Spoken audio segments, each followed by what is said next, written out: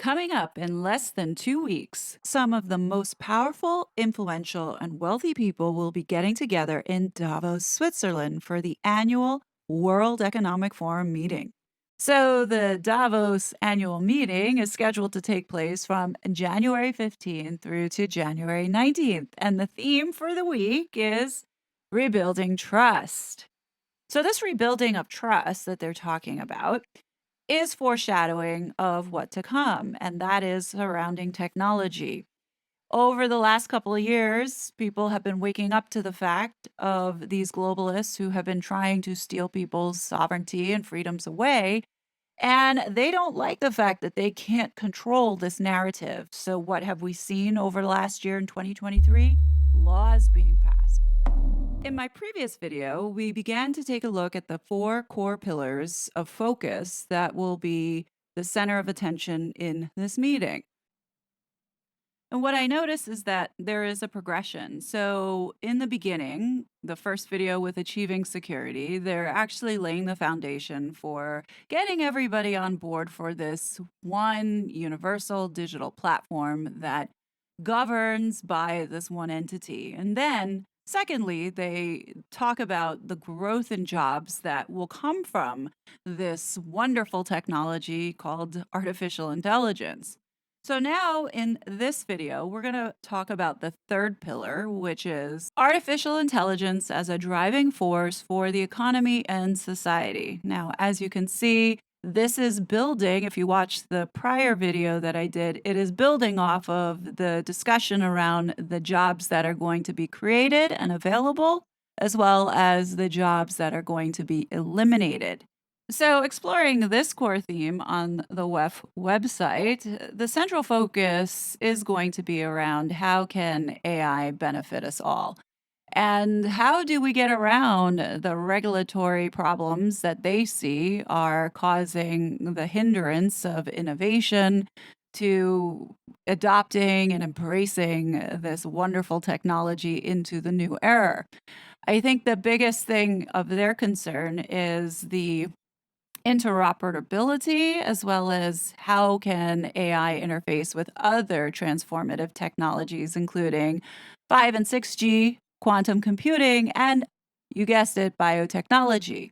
Before we continue, I'd like to emphasize that the World Economic Forum, United Nations, and the World Health Organization are all NGOs, meaning they're not elected bodies of government in which they have the say on how things should be governed. Instead, they have created this force, bringing together some of the most powerful leaders in the world, as well as some of the most powerful people in the world from a private sector, to carry out consolidating into this one world government, which we're seeing happen being pushed by the UN and the WHO because they are acting as the bridge between the WEF and our government. And if allowed to continue, it will be bypassing our laws and our rights, especially here in the United States. Our personal sovereignty will be given away should we enter into any of these agreements that they are proposing around international law. So they're looking to do something around pandemic preparedness, which we'll do a separate video on that. They're looking to put international law around the internet and media types that you get to see, regulations around that. I mean, it is pretty serious. And I think that people are not understanding that our freedoms really are in serious jeopardy, especially as AI is now going to be the focus here with these people because there's a lot of money to be made. In order to make that money, they need us, the majority, to adopt it. And this is where we start to see the drive to control more, such as censoring people's thoughts and expression, especially if, it doesn't go along the line of what they're trying to sell, which is either climate change or it's vaccinations. Now it's going to be most likely in 2024 forcing people towards a digital ID in which everything can be controlled and everything can be seen. This is what AI can also be used for. And in this pillar, they talk about the facets of your life that will be impacted if AI is adopted in the way that they see it being adopted. But in order to have that, you need everybody to be on board with it. So let me show you this wonderful transition chart that they have come up with that, quite frankly, I'm impressed. I'm impressed that they've thought about every crack of your life that they can control. And here's what it looks like. So, according to the WEF, this is what they see as the big picture, in which you can interact and explore and monitor how artificial intelligence is affecting economies, industries, and so called global issues. Now, let's take a look at one of these little bubbles. We'll start off with bias and fairness in AI algorithms. As a female minority, I have an issue with this, and let me explain to you why. Here is a perfect opportunity for us to start moving away from defining people by their skin as well as their gender. I think it's quite dangerous that they're playing around with subjective topics like biases, right? When you look at race and gender here in the United States, it's been exacerbated by this DEI crap. This is my opinion, but I'm going to say that I think it's time to ditch the diversity equity movement because what it has been doing, it has been degrading and dismantling our society. And I'm saying that as a woman of color. I look at AI similar to how I see children. They don't know what racism and bias and discrimination and all these different genders unless they are taught. And I think that in this case, here is a perfect opportunity to where we can shut down the conversations and shut down the focus so much on the color of people's skin or what they look like and move away from that to eliminate this discrimination and biases, right? By teaching these systems about the various shades of people's skin and categorizing people in this box and that box is a recipe for disaster because humans are the ones behind programming these machines. We all have our own values and belief systems in which you don't want to see that being shut down as a result of the humans behind it trying to suppress or promote one algorithm over the other. I think you defeat the whole purpose of artificial intelligence learning from the environment, from the people who are putting in data. How do you manipulate and make it fair? You can't, because there needs to be an understanding that everyone has biases to certain degrees and accept that. So, if we really want to get away from systemic racism and discrimination, stop talking about people's skin color and their gender. Focus on the merit. So here is how the forum sees the issue. They say that the real world data informing systems reflect the inequalities and biases of the real world, in which they explain that artificial intelligence has the potential to encode and exacerbate biases by reflecting the assumptions, interests, and worldviews of its developers and users. And this is the point that I'm trying to make with this, is that having biases is part of the human condition. You cannot change or remove that. But what they want to do here is to remove somehow all the inequalities and biases and unjust realities from the real world into these tools, which I think is, quite frankly, just manipulation and twisting and warping reality. They think that, unfortunately, simply removing information on race or gender from the data does not solve the problem. So, in other words, they are saying they truly want to psychologically manipulate people here. This is like right in front of our eyes and what they're doing with this. Look, we're never going to get to that place where people just don't have an opinion anymore and think one way. Ultimately, this is what they want. They have an end state that they see of the whole world looking like, but it's unachievable. And that seriously will affect society and evolving mankind. If we can't challenge each other's ideas and have debate and talk about the things that we like and that we don't like and be free about it, then guess what? We are hindering ourselves when we have to, or feel like we have to hold back as a result of not following along with this regime. I don't like this one bit. We're seeing this play out in real time in our schools where the kids are being indoctrinated that if you are of a certain skin color, then you can't have the same opportunities of this group who have different skin color, in which I think it's extremely divisive. I think that it is discriminatory and it is racist. I think the DEI program needs to be scrapped 100%. We need to stop focusing on the color of people's skin and focus on their capabilities and merit. That's what makes us get ahead. That's what makes us thrive and succeed. You can't have mediocrity in the world or less than mediocre people running things and evolving things because of the fact that they have different skin color. This is like silly to me in how these people are thinking. But I do believe that there is a method to their madness in which, whether it be seeing the destruction of society and see the opportunity in building it back up, which is what I believe they're trying to do, or they're just really insane people that just don't get it and are disconnected from the rest of the world. But anyhow, going back to this, that's just one avenue that they go down. Obviously, for bias and fairness in AI algorithms, they want global governance on it. They want internet governance on it. They want surveillance. I mean, that's the common theme with all of this. You'll notice that governance and surveillance is a part of any of these paths that they go down because at the end of the day, what they are trying to achieve is getting us onto this one global ID in which they can surveil any of us and control us. This is where we're going.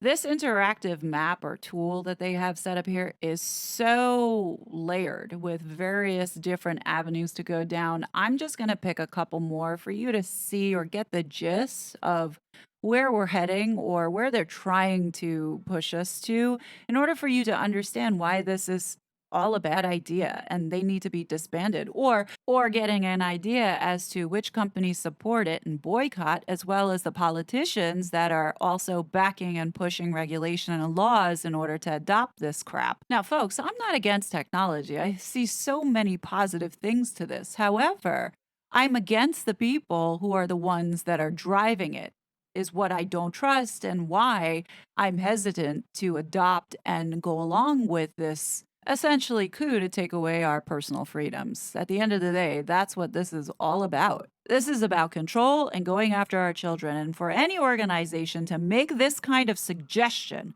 should be a red flag to everyone. This came out in 2021, and they immediately pulled down this tweet because, oopsie, we weren't ready to normalize this yet. We need to put a stop to this. And here's what I see as the biggest threat right now that is jeopardizing all our freedoms, and that is this fight to gain internet governance. The concentrated effort that this WEF has been putting on this and talking about getting people onto these digital IDs so we can have all our health care and vaccinations and travel documents and carbon footprint measuring and tracking and surveillance. This is all part of this plan, but in order to do that, they need full control of the internet. And here is where they're trying to sell us on, oh, the benefits and positives of why you should give up your privacy, why we should watch you. Let's look at some of this. So here's how the World Economic Forum puts people at ease when we're talking about online surveillance. They say surveillance is a term frequently associated with governments, but as is becoming increasingly well known, it is corporate surveillance that is more pervasive online. Scholars, privacy activists, and consumer rights champions have been increasingly vocal about the need for better recourse when it comes to this type of surveillance. Even outside of tightly controlled and centralized societies, free markets have done little to regulate the passive surveillance companies deploy in their apps and websites, not only for personalization, but also to sell personal data to third parties who may be themselves using the data for unknown practices and targeting. Once the data genie is out of the bottle, internet users have little to zero visibility on what is done with their information and how it is monetized, no matter how sensitive. Some surveillance practices have become increasingly invasive, such as credit monitoring and micro targeting in elections. There is a worrying juxtaposition between the increasing awareness of online surveillance and the absence of intimate knowledge about related practices. However, a growing number of academics and authors are publishing books using the term surveillance capitalism, and exposes on these issues have become an enticing avenue of journalism. Relatively few people, aside from insiders and data brokers and companies that crunch big data, have any significant visibility into how user data is monetized or indeed what the data is worth. Intentionally obscure surveillance practices, such as targeted advertising and real time bidding, have raised concerns among regulators, but bidding values and the exchanges themselves are off limits to outsiders and invisible.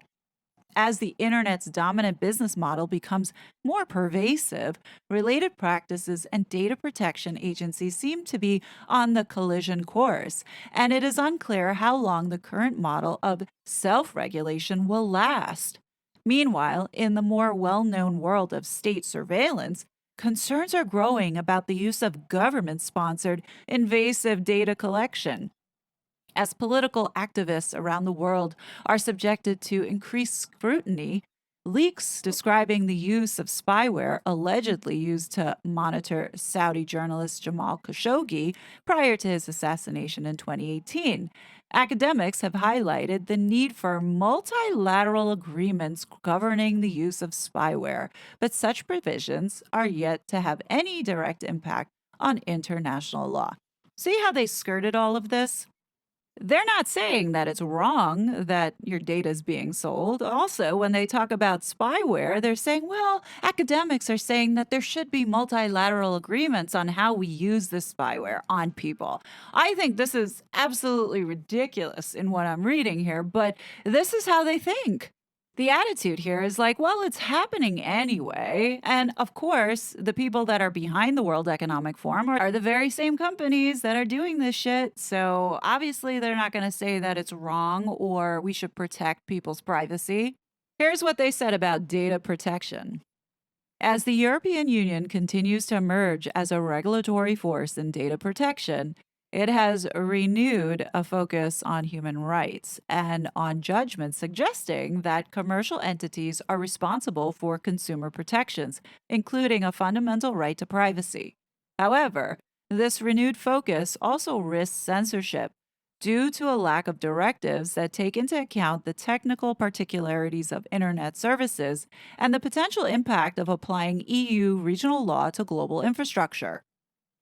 Censorship has not been a priority of recent data protection judgments. However, instead, due to an ambition to counter the dominance of both U.S. authorities and U.S. companies, and to a disparity in regulations, commercial and regulatory power imbalances still pose very real threats to the protection of user data and to the protection of data subject rights.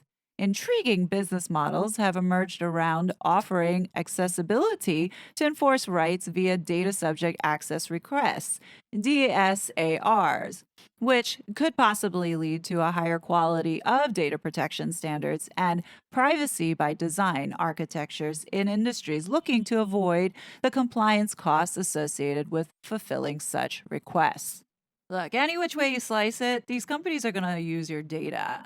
This just is another layer with these regulations on letting the consumer know how they're going to use their data. But at the end of the day, it's your choice. Do you want to use the service or not? And that's really for us to decide because let's not forget, we are the ones that have the power to either see this succeed or not. So now here is where the devil rears its ugly looking head. Surrounding the topic of user rights and censorship, user rights, meaning your rights and my rights, this is what they say. Now pay close attention. I want you to see this for yourself. They say the growing appetite for algorithm based platforms to police accountability continues to generate legal tussles. So let's pause right there. We already see this happening on YouTube with comments being censored and taken down. They want to replace the accountability on humans to use their critical thinking skills to interpret things that people say. So if there is a pattern, or if, let's say, there is an agenda, political one, I might add, and they want to sway or continue to lead people down the wrong path in whatever ideology that they're selling, they possibly could be censoring people, which we already know that they have been doing. So when they say this next statement, it says in China, the proliferation of social media platforms has challenged the country's top down regulatory model. Yet, there is arguably less differentiation between China and the US than one might expect when it comes to methods used to regulate communications. Now, before last year, I would have thought, how dare they compare us to China? But after the events of the Twitter files and everything that has been coming out in Congress about how we were being suppressed and censored as Americans here in the United States with the censorship industrial complex, yeah, I would have to agree that yes, we do have a similar state setup. Now, I wonder if they honestly understand that they have pretty much sold the United States out by disclosing that, or are they trying to say that China has a democratic nation? I don't know. You share your thoughts down below, but it continues on to say struggles between user rights and platform accountability have demonstrated that the realm of internet governance continues to diverge from traditional communications policy and is more sensitive to international local divergences in legal culture and corporate law. Data sovereignty, both for companies and individuals, only remains protected by law within the confines of ordinary concepts of sovereignty, resulting in deep power asymmetries. Now, pay attention to this next part. It says efforts to ban strong encryption in the US have been stunted by support for the First Amendment protections for both source code and free speech, for example. This part really makes me mad because they make it sound like the First Amendment is such a hindrance and it should be removed in order for them to have this ban on encryption, so transparency across the board. And the way that they worded this, like the First Amendment for the United States, that is who we are. If that falls, then everything else falls. And for them to just throw it out there and not recognize how important it is to America, or maybe they do and it's insulting us. But they go on to say, in many ways, the multi stakeholder model has yet to address such imbalances. A focus on ethics and diversity needs to be shared by all advocates of multilateral internet governance in order for any of this to change. Well, here's the thing, I don't want it to change. We are not getting rid of the First Amendment, and America needs to stand up because it's this shit that's threatening it. And when you look at how they're positioning and wording all of this, like making it sound like, oh, it's no big deal. You need to understand that that's the bedrock of the United States. So if they want any of this to change, then how about the world adopt the First Amendment? Have we thought about that? Maybe instead of trying to break us down, give the same freedoms to the rest of the world under this one platform and ecosystem that they're trying to build.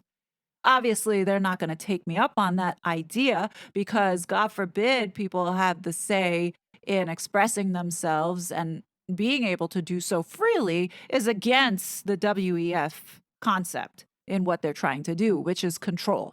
I think what really makes me sad, though, is knowing that current and past US leaders are part of this organization.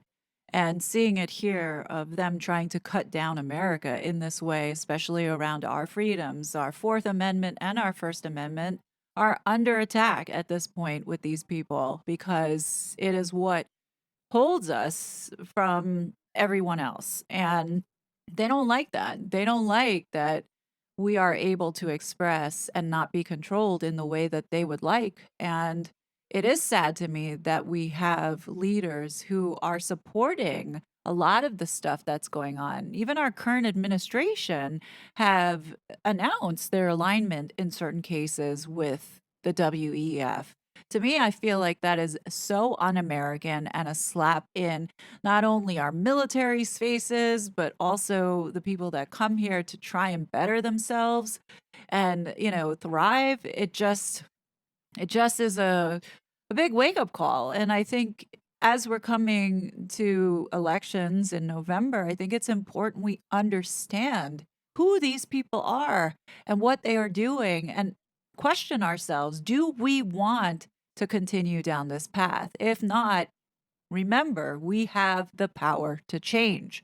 Now, this interactive map has so many different pieces to it. As you can see, it really does touch every corner of your life.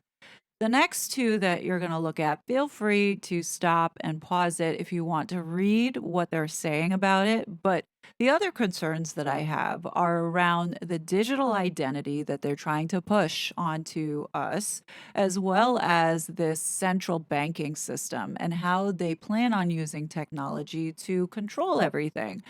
Even though they are spinning this in a positive way of it being such a growth opportunity, we need to read between the lines in what they're actually saying and all the things that we're feeling as a gut reaction. Please go with that. Do not listen to the noise. Do not listen to the propaganda because we do know that part of this plan, and they have it listed there, and they do talk about the media and how the media needs to be fact checked and the right people pushing right information and getting the wrong people pushing the disinformation, misinformation, and malinformation. They're really concentrated around governing this in a way so that the rest of these things that they want to see happen, which are the things like central banking and the WHO pandemic accord, in which they want your healthcare and personal sovereignty. Remember, they can't do any of this without us. So, the more you know and educated you are, you should have a voice and say in this. And currently, we don't. Now, is that right? No, it's not. In a perfect world, all of this sounds wonderful, but we all know that the people that are involved more than likely are doing this for selfish reasons and are extremely corrupt. We know quite a few characters in the political sphere that you shouldn't trust. What I do think, though, is that should there be a shift and a pushback, and the people have more of a voice and more feeling or a sense of control and being able to maintain their personal sovereignty, then there could be some type of give and take. But in this situation with this organization, they are making decisions for you. And I'm not sure how you feel about that, but for me, I do not comply and I will not comply. It really does fall on each of us to take responsibility to learn about what's going on and decide for ourselves if this is the future that we want. But until then, I do hope that you do come back and join me on this journey of learning what is really going on so we can make these decisions and make the right ones. But if you like this video, please do not forget to hit that like button and don't forget to subscribe because I will be dropping more videos pertaining to this Davos annual meeting and uncovering what it's really all about and bring you definitely don't want to miss it. But until then, I ask you please be safe, and I'll see you soon.